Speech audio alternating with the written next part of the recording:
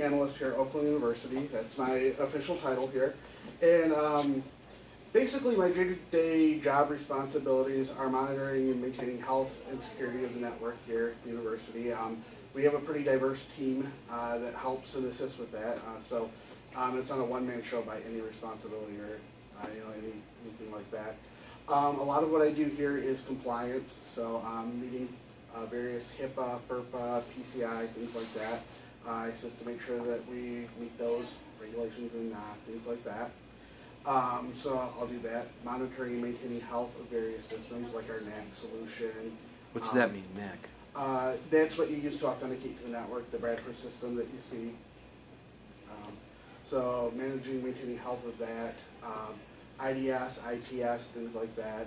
Various systems like that. So a lot of systems like that I will manage and maintain the health of.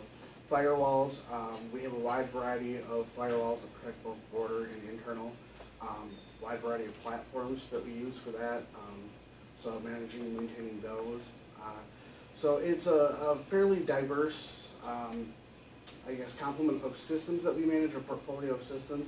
And then I guess from the less technical side, there is, as Teresa referred to, we have the policies and procedures both here on campus, and then you have the federal, state regulations that we also have to take to. So it's that kind of governmental regulation knowledge that you're also kind of doing. And as we bring in new systems, you look at those systems for compliance with, the various components. So, and as you know, we have different colleges, campuses, we have distributed technology. So you'll liaison with those people and kind of look at what they're purchasing. Oh, okay. What kind of security problems do you run into most often? Did you have any of them today? Any security issues that you looked at today? Besides this? As you know, we're dealing with that. And then we have a wide variety of issues. I think you'll find that we're very comparable to other colleges where you have your external attack vectors, port scans, things of that nature. Then you have your internal health monitoring, things like that. So it's a, I guess, diverse situation. As I often can compare, the educational sector versus a private sector. We're far more diverse than, say, a bank or something like that, where they're able to enforce very stringent policy, where we have to bring your own device. So you see a lot more variety in the environment. So I think as you look at the different sectors, we see different things. And I'm not just saying Oakland University, but I'm saying the education sector as a whole. Yeah, definitely. Do you do anything about port scans? Like I said, we do IDS, IPS. But what do you do? What can you do to stop a port scan? There's different mitigating factors. So there's blocking, there's dropping. So we take different approaches for different situations. So there's not a one solution fits all. Yeah, IDS means intrusion detection system. IPS means intrusion prevention system. And yesterday, or the day before yesterday, you practiced with intrusion detection. Remember, intrusion detection, host-based intrusion detection. That's what Dennis is talking about. And what are your technical, education background? Sure. Do you have any certificates? What prepare you to be, Sure, absolutely. In my field, I know people with all different types of backgrounds. My primary education, as far as higher ed, was not in the technology field. I actually went to Oakland. At the time, the degree was general studies. I think it's integrative studies now. I did a lot of MIS there. I kind of focused on business and technology. Concurrently, while I was going to Oakland, I did a lot of technical certifications and technical training. So I did a lot of the CompTIA certs back kind of, I'm a little older than I'd like to admit, but back at that time. So I kind of cleaned out the CompTIA certs at that time. So I did like A+, Network Plus, Server Plus, Security Plus. Then for about 7 or 8 years, I was a Windows systems engineer. So I did several Microsoft certifications. Then I moved into the security role. So I've done some checkpoint firewall certifications, and then I've done some, I guess, proprietary application certifications that are kind of more they're more like scanning, imaging systems, things like that, that are not really all that relevant. And then moving more into the security sector certifications. You mentioned your team. What are the persons you're dealing with every day? Like the CIO, what's the organization chart? As far as Oakland University, we have central IT, so to speak, which is the CIO, Teresa Rowe. And then we have an NCS team, which consists of 7 individuals right now. They manage wireless, network infrastructure, things like that. We have a systems team, which manages the servers. We have a database team, which manages the core infrastructure. So, and then we have like web developer, programmer kind of things. And then we have decentralized technology. Do you ever check for pirated music and things like that? Any illegal downloading, or not necessarily network threats, but maybe illegal activity going on? Yeah, we. Is it Pirate Bay blocked here? Yeah. I'll take your word for it. Yes, that is a process that we do have in place, and we do get notifications and respond to that. Have you had any interesting security threats you've had to investigate? We have had. You personally, can you tell us a story of one of them? Without using names? I can't really probably share too All right. much, Okay. but yeah. I have been involved in various different security incidents and, responded. So yeah, we do have things that we respond to, both myself and, other members of the team. Sure.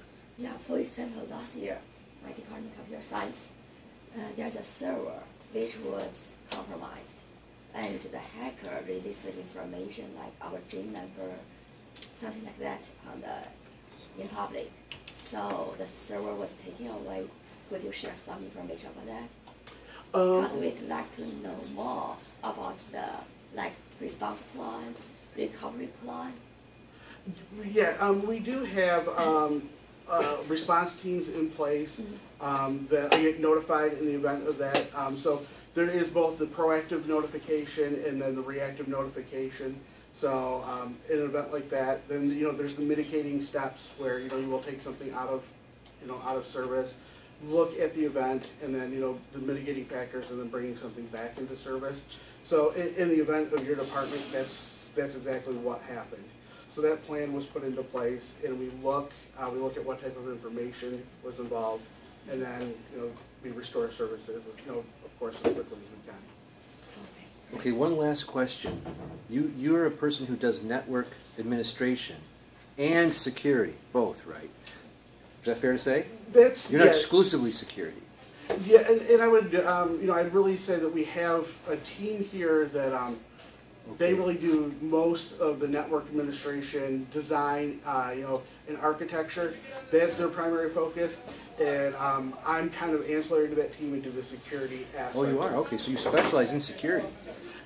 To a certain extent. Okay. And I would say you'll see, I think in a lot of organizations, not just academics, that with you get leaner and people tend to wear many hats, so you diversify your skill set. Yeah, in small companies especially, you have to do both. But the question I was going to drive at is, if you had to give these guys advice, assuming that they were going to either become system administration people or they were going to become security people, what should they study? If you were going to hire somebody to help you out with your job, what would you be looking for? I think that's a great question. As far as, I think it depends what you want to do in your career. I know some people have the focus to be a pen tester, and that's what they want to be. So I think that's a pretty exclusive skill set, and it really defines where you want to go.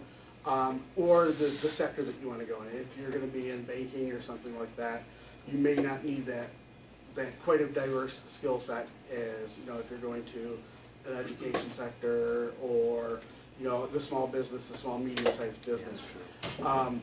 What I tend to find with peers, both in education and the small and medium-sized business, is they need to know a decent amount of system administration to be comfortable with the servers, and a decent amount of network administration, and then a decent amount of security. So, you may not need to be an expert in any one thing, but if you get shoved on a server and you're totally uncomfortable, it's becomes apparent. So you need to at least, until you find the sweet spot, the job that you really like, having that kind of diverse entry skill set, it seems to be a big selling point. That's a good point. So in other words, if you guys are doing labs that you don't necessarily like, maybe it's worth it. So yeah, Right? I mean, You're that's, doing something in an area that might just get used to it, because when you get on the job, it might be something that's not necessarily. I think it's beneficial to at least be able to say that you've been exposed to it and have some knowledge, because I mean, I think the field is so diverse that, and it changes so rapidly, that you may not, you're obviously, if you touched a Windows server, did some administration 6 years ago, it's not gonna come right back to you, but it's not gonna be completely foreign either. So at least having that skill set, I think that is helpful. Good answer. Thanks, man. Appreciate it very much. One more? One quick specific question. A little while back, I was doing freelance work at Oakland University. I was connected to GridNet, and I noticed it seems like you guys block FTP or other protocols besides HTTP. Is that for a security reason, or what is the logic behind that? Did you find that was problematic? There's a variety of reasons that we do that. One is I think that there are security reasons.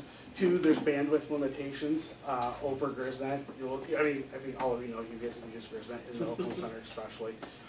GrisNet is very congested, so we try to streamline the protocols there and alleviate that congestion when we can. So GrisNet is an area that we look at, and you don't necessarily always get the same services that you do get on Wired. So, what other main protocols do you block? That's besides HTTP? That's actually a great question, and I'd actually have to go back and look at the difference in the restrictions on GrisNet. Off the top of my head, I don't recall the difference between the two. All right, thanks. Okay, thank you so much. You're welcome.